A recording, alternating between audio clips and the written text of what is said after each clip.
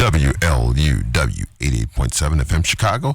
And next up is the Live from the Heartland show. Oh, good morning, Live from the Heartland listeners. Welcome you to Loyola's downtown Water Tower campus on a warmer, if showery, weekend ahead of us.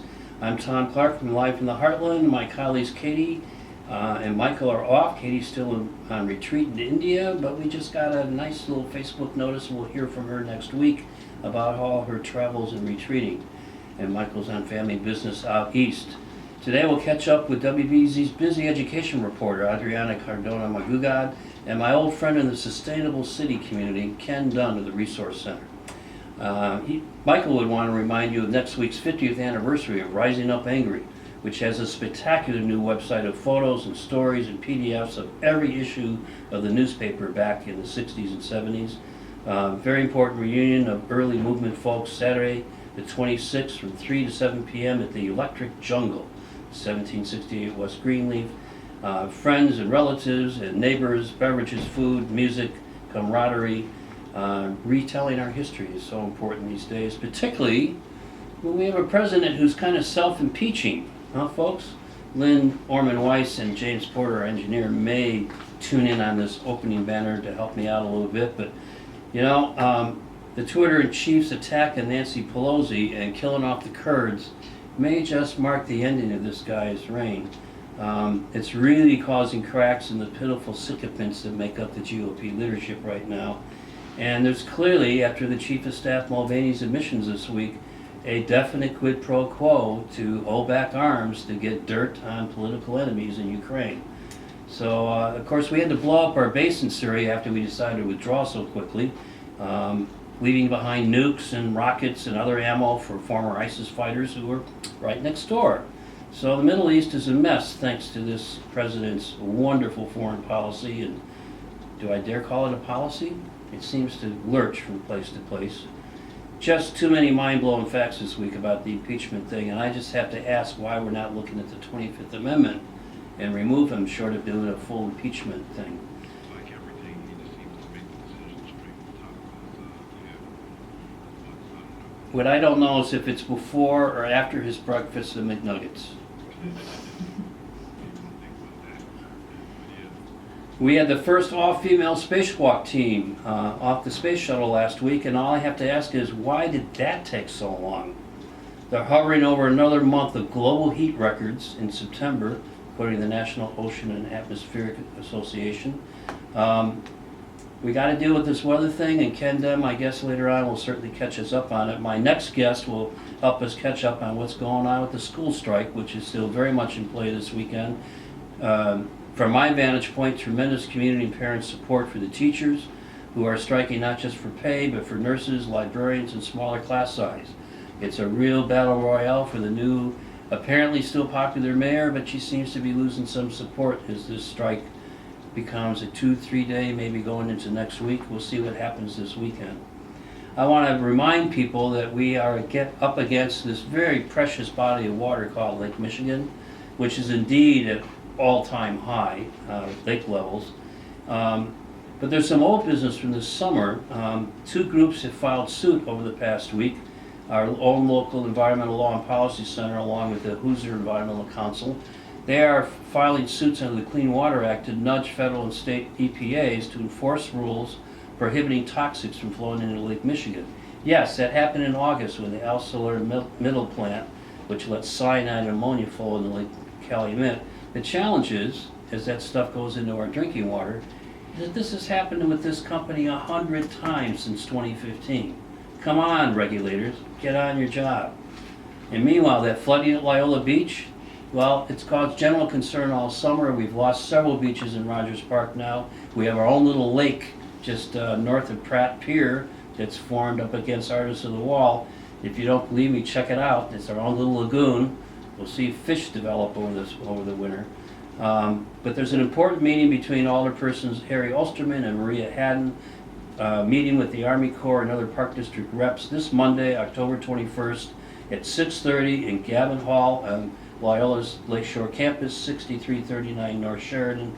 It ought to be a very informative meeting as we try to figure out how to cope not only with rising lake levels, but protecting our drinking water. Don't forget open house this weekend in Chicago, an opportunity to visit. I believe it's over 350 buildings rarely open to the public or not always easily accessible by the public. Rogers Park locations include the fascinating redone Chicago Industrial and Arts Design Center on Skokie. You can take a visit to the CTA Skokie Yard, Cuckoo Theaters, Loyola University's Information Commons, and St. Jerome's Parish. Gorgeous interior there. That is this weekend and today and tomorrow from 10 to 5. Lots of information on the web. If you want to hear more about food co-ops, indeed our own food co-op in Rogers Park's efforts to organize, I think they have over 400 members now and are looking for a location to open.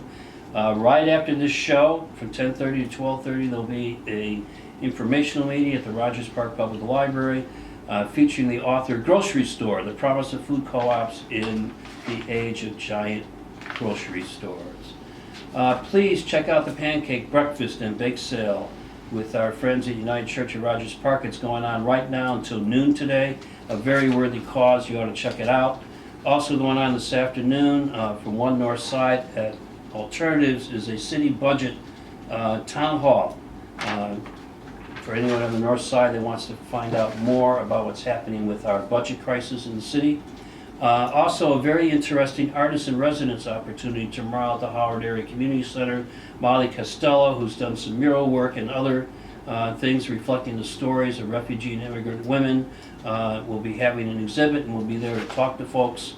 And along with other things going on, we want to remember that on Wednesdays, it's Rambler Night at Twisted Top is one of our favorite eateries. Wear your favorite Loyola gear and get 15% off your check. Mention Life in the Heartland to Jill when you go in. And keep tuned for details about our upcoming Life in the Heartland benefit concert this year at Le Piano on Saturday afternoon, November 30th. We have some headliners we're lining up. We'll give you details later on. And then I'd be remiss if I didn't mark the passing of Elijah Cummings, Congressman, a keeper of ethics and voice for justice. We are really going to miss him as the impeachment inquiries go along. Our best to his family. Billy Branch and the Sons of the Blues have a big CD release party tonight at Promontory Point. We will feature some of his music at the end of this particular performance. I want to remind you, you're listening to Live from the Heartland on WLUW in Chicago, 88.7 FM, or check us out on youtube.com/Heartland Radio, where you can find all our archive programs. Let's hear a little bit of music our next guest asked to set the mood for our conversation about schools and what's really going on the border right now.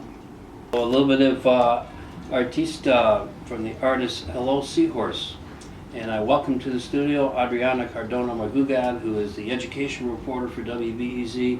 And Adriana, I have to admit that the main reason I brought you on here was your compelling recent reporting from the border. It's an issue we've been covering for a while, particularly in the midst of controversy in Rogers Park about Heartland Alliance group homes and whether or not that's an appropriate way to deal with kids separated from their families. Perhaps we'll get into that later, but welcome to Life in the Heartland.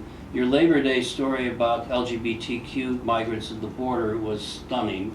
Stunning that BEZ would send you there, that you follow this particular thread in the midst of the more general big story. How did this story come to you? And tell our listeners a little bit about what you discovered. Yeah, well, thank you so much for inviting me. As you said, my field is education, but I also, in the newsroom, I know my colleagues and Marina Isamudio, who is an immigration reporter. She was offered the opportunity to follow the 10 activists that were traveling. They were from the Chicagoland area. They were traveling to the Mexico border between Matamoros and Brownsville. And she really wanted to have that opportunity, but she couldn't go. She asked me, they wanted someone who was a native Spanish speaker, and I've been reading a lot about it, and in a way reading with that desire of going to check it out for myself. I checked in with my family, and as that was clear, I said, yes, I'm going. And it was a very intense weekend. The idea is that I was going to come back and maybe do like a big feature, but when I was there, I said, I really have to start filing like now. And it was a transforming experience for me. And yeah, and the LGBT Q migrant story, it was kind of something that happened during the weekend. It was a small story within the bigger story, and I felt that I wanted to have a feature, I wanted to have a feature for Tuesday morning to let people know this is what just happened. I may not be able to tell you the entire big story, but I want you to know that some activists travel to the border, that they try to help these LGBTQ migrants to cross because they are facing additional challenges there, and it was really tough, and everybody went through all these emotions. I know that Maria is still filing reports from the border. She had some this week, but that wasn't the end of the story. What really caught my attention was a month later you're talking about the recurring dreams, maybe nightmares that you've been having or were having at the time. Another month has gone by almost. But why did this story stick with you this way? I mean, you've covered heroin addicts who are homeless in the street and all sorts of other neighborhood dramas, both as a print and TV broadcast reporter. Why did this particular story hit you this way? I asked myself that. I'm from Colombia. I've seen poverty. I've seen kids. And believe me, the type of person I am, I never get used to it. I don't consider it the status quo. I never thought it's something that I should get used to it. That's one thing that is kind of like my baseline. But going there, and I think I highlighted this in my latest piece, is the contrast between the haves and have-nots, the wealth next to poverty. I mean, the fact that you travel like a few feet away, you are in this wealthy country that has enough resources to feed and provide for the people there, and you just cross this block, I will say, and then you see babies without shoes, parents that are looking at the horizon just worried and tired and sunburned. And I talked to so many of them, and they didn't want to leave their land. They don't want to come to the United States and be a public charge. They hope they get to work. They want to be able to provide for their kids. They want to give them an education. They want their kids to be professionals. I was talking to a family from Cuba, and I was talking to this teenager, and I mean, the journey that they made, it was extremely long, just at the very slight chance that their lives will change a little bit. And they've been waiting there for months. And this boy tells me, I want to study economics, and I really want to go to college. And this boy keeps looking over Rio Grande and over the bridge, and I think it's all these hopes and them looking at what's almost there, but it's almost like, something that you can never have, or it's just almost so impossible to have right now. And I just felt my privilege, it was just like a big weight.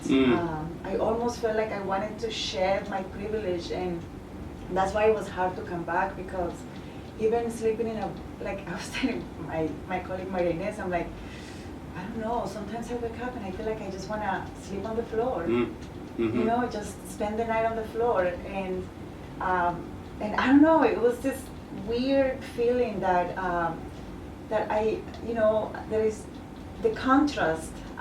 It was just so obvious, and I just don't, it's something that I don't understand. And even though, there are many logical ways to explain poverty versus wealth, I just simply doesn't make sense to me. Could you briefly explain to our listeners what the legal challenges are that migrants face, especially the stay in Mexico policy, and what impact that's having after this long journey? Yeah, so for what I understand before, those who were seeking asylum in the United States, they will ask for asylum, and they will be able to wait and process their asylum application and wait in the United States. But now with the Return to Mexico policy, or the Wait in Mexico policy, is called the Migrant Protection Protocol. It's been implemented since the the start of, 2019, announced, I believe, in December of 2018. So basically,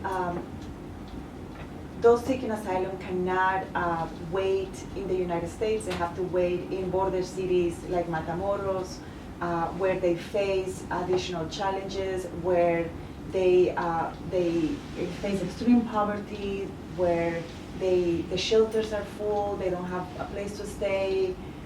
We're talking about families who fled violence in their home countries, who have, the stories that I heard were horror stories that they were facing by gang members there. It's been like their lives has been very hard to live, to have a normal life in their home country. And so they're forced to pretty much migrate. They see the United States as an option, but when they get to the border, they can't, and they have to ask for a hearing, and that hearing takes months. And then not only that, under this new policy, the U.S. has set up makeshift tents where the migrants go and present, and to the hearing they present their case, but a lot of them don't understand English. Obviously, they don't understand the legality of their applications. It's made it very difficult for immigration attorneys to cross the border and assist immigrants or assist the asylum seekers, and so it's the lack of resources, the conditions in which they're living is making the situation worse for them.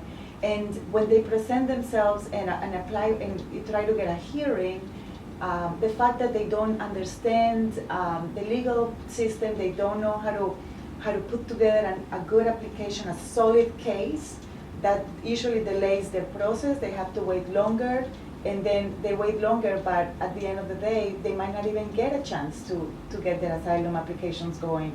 You're listening to Live from the Heartland on WLUW. We're talking with Adriana Cardona, who is the education reporter for WBEZ, that has recently returned from some reporting on the border. BEZ has a really robust education staff. Old colleagues Sarah Karp and Linda Lutton, who's moved on to Neighborhood Stories, and I think at least one or two others, plus editors and producers and engineers. You've been on this story this week, getting the parents' reaction, amongst other angles, to this teacher's strike. What are you hearing? So I've been hearing a lot of mixed feelings, a lot of mixed emotions. For the most part, I will say parents understand the need for more resources in the schools. Parents pay attention, and they know that in many schools there is a lack of nurses. I did a story earlier this year about the system that CPS has to deploy nurses to the schools, and parents whose kids have 504 plans, which are like the required plans when a kid has medical needs. They know that sometimes, let's say if your kid has diabetes type 1, the nurse is going to be there pretty much just to check your sugar and maybe apply the insulin, and then she leaves to tend to another student or to another school.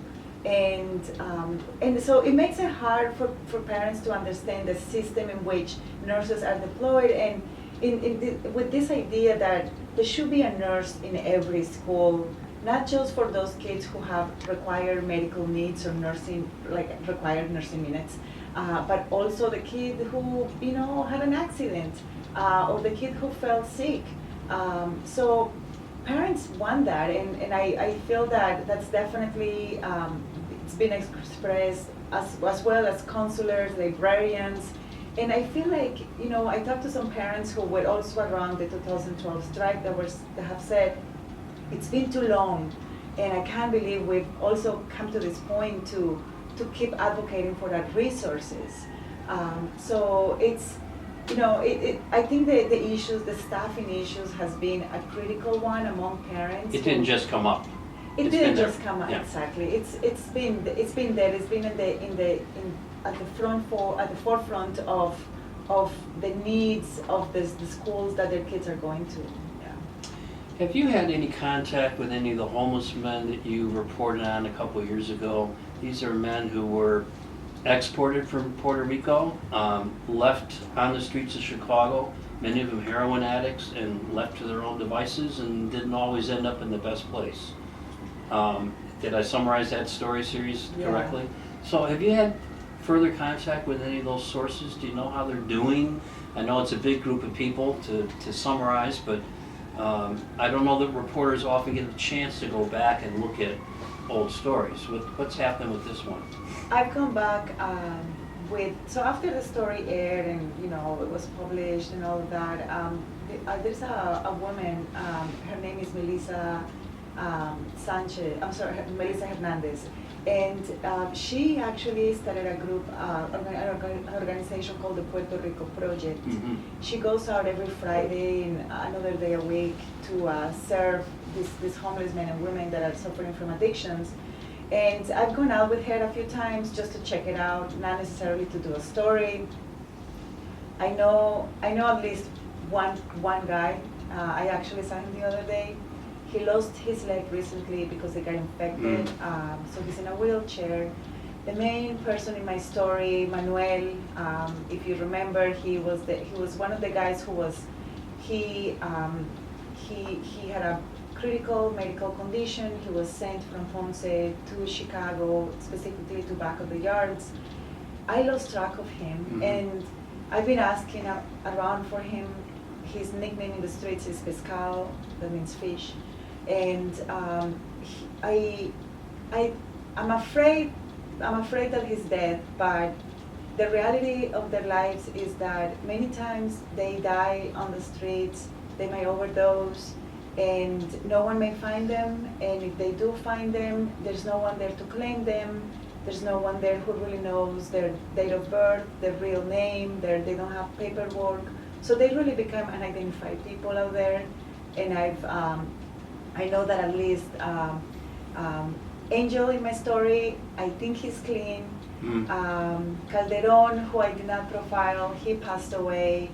Christian lost his leg, and Manuel, I haven't seen him, and I've been looking out for him. And with his picture, I've shown it to some people. And I don't do this on a regular basis. I haven't done this for a while, but I've been definitely asking my now friend Melissa if she has seen him, and she hasn't seen him either. I hope you get that call someday. Can you share with us, without breaking scoops or anything, what stories you're working on right now? Gosh, so I've been on strike. Yeah, you sure have, on the picket line. I put all my other projects to the side. But I'm currently just kind of like looking into whatever happened to Common Core, the Common Core standards. I know that for a while there was a huge buzz about, changing the standards to Common Core and what those meant and how it was going to improve education in the city, not only in the city but across the country. So we're looking into that. We've been pushing that to the side, but it's definitely coming. I'm also doing a few profiles of some groups that are there helping homeless CPS students, and which is kind of like, it's been actually a big part of the conversations in these contract negotiations, and even before that, we know that there is a huge homeless population in the city. I'm also looking into how the district has really funded bilingual education in some of the schools that most need it. There are a few other things that I want to do, but I haven't really gotten, to. Sounds like a robust editorial list there for you. You've had a rather breakthrough career, if I dare say so, Adriana Cardona, my Gugad. A move from community print, which is where we first met, to online, to TV news, and now public radio, and the third largest market in the country. You bring a unique voice to the airwaves. 10, 20 years ago, we're not hearing someone with your accent on an English language radio station. Can you share with us a little bit what challenges or maybe opportunities you had to climb through to get to where you are now? Well, I would say, so since you know me since, way back when,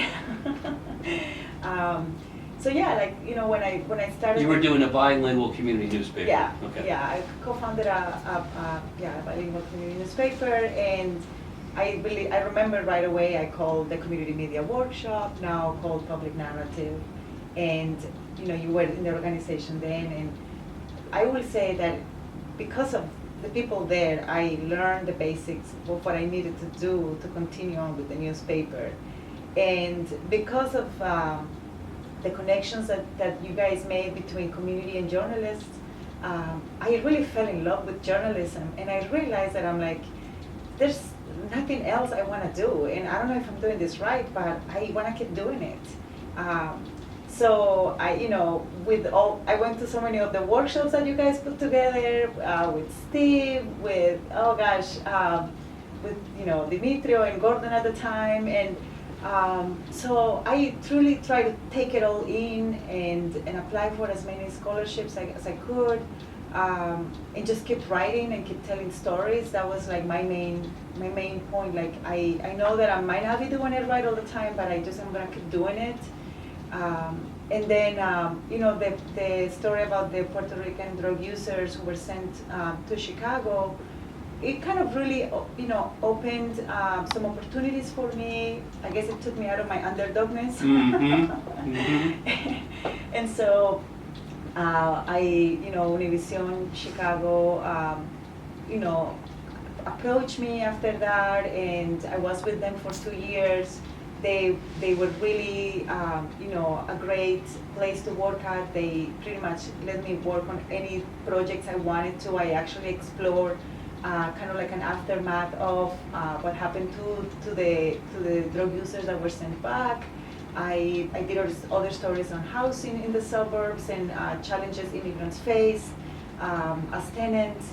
And that really let me do like so many cool projects. But I also realized that I really have a passion for radio, and it's been a challenge, I would say, maybe for me, because you know, I know I have an accent, but there are definitely words that I maybe could pronounce better. And you know, there are times when I'm tracking and I'm like, oh, I didn't pronounce that ED and at the end, and I feel like, you know, I feel like I want to go back and retrack. And so, you know, I'm getting faster and more confident. You know, confidence is a big thing, and but I'm also learning to accept myself for who I am, and this is the way I speak, and it's part of Chicago, and I am part of Chicago, and I really hope that by me being here will inspire other journalists of color to kind of like leave all that fear that you have in your head, and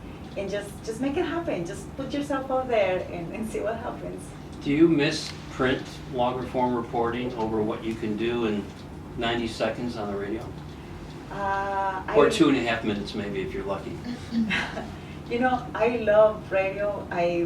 Like yesterday, for example, I put a feature like on the day off, and you know, that's challenging I would say for anyone, because you go and collect your interviews and your audio and everything in the morning, and then you just have to rush and try to put it all together for the afternoon, and it ended up being like a near like 3.5 minute piece, and it was stressful. It wouldn't be as stressful if it was print, Mm-hmm. but I just love it. Like Mm-hmm. I just really feel like putting their voices there, like people, you know, the people I talk to, the sound, what it was like, and letting people just kind of play it in their heads. To me, there is just something magical about that. I will say though, I miss the gate a lot. Yeah. I miss that connection to the community, but like, you know, I will have like parents. The Gate was your community paper. Yes. Yeah. Yeah, so I will have like parents coming to the office and ask me like, Adriana, I read your article and this is what I think, and you should write an article about this. So it was like a real grassroots effort, and I miss that too. I learned so much from the Gate newspaper, and it will always be in my heart. Yeah. You talked about now you're Chicagoan. Do you think in Spanish or English? How has that transition gone? Or You know, gosh, there are times where I'm like, I'm really stuck, and I'm like, I have like the sentence halfway in English, and I'm like, you know, I want it to come out this way, and then I'm like saying in Spanish, quiero que me salga de esta manera, quiero decir esto, and then I just go to Google Translate exactly how I will say it in Spanish, and then it kind of gives me an idea, and I'm like, no, that's not No, the that's not it. And then I write. There are times that I've written a half sentence in English and Spanish, and then it just kind of comes to me. So maybe you need to teach us some more Spanish. But for the most part, I'm definitely thinking a lot more in English. But the Spanish just never leaves you. Like you're always. I'm definitely a fully bilingual person in thinking and writing, and sometimes I even look around and I tell Sarah Carr, my colleague, I'm like, I just want to start speaking Spanish right now. Can I just start speaking Spanish to you? Like, I just want to give him all my. And then she's like, oh, sorry. Well, you could do that with Maria when she comes back from the border, right? Which we do. Yeah, Which we do. I bet yeah. you do. We've been talking in a wonderful conversation with Adriana Cardona Margugad. She is the WBEZ education reporter. She's going to have a busy week covering the strike and parents' reaction to the strike. I so much enjoy having you join us this morning in Life in the Heartland and sharing your repertorial successes and stories. Good luck in your work. Thank you, Tom. You're listening to Live from the Heartland on WLUW Chicago, 88.7 FM. Check us out on WLUW.org if you're not streaming already. We are archived at youtube.com/heartlandmedia, and please like us on Facebook. And now a little Bob Marley.